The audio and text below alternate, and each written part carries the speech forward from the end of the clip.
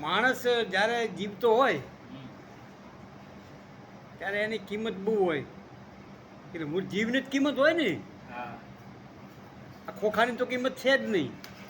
કારણ કે આમાંથી નીકળી જાય એટલે એમ કે બધા કે કાઢો. જીવની એટલી કિંમત છે તો પછી જીવને તો જોવો પડે ને. જોયા વગર કાંઈ મેળ પડે?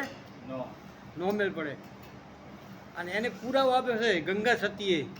પાનભાઈને કીધું કે તમને બતાવું જીવડા કેરી જાત અને બીબે પાડું બીજી ભાત. સાબિત કરી બતાવ્યો છે ને. દેખાય છે ને જીવ. જ્ઞાન દ્રષ્ટિથી જીવ દેખાય છે.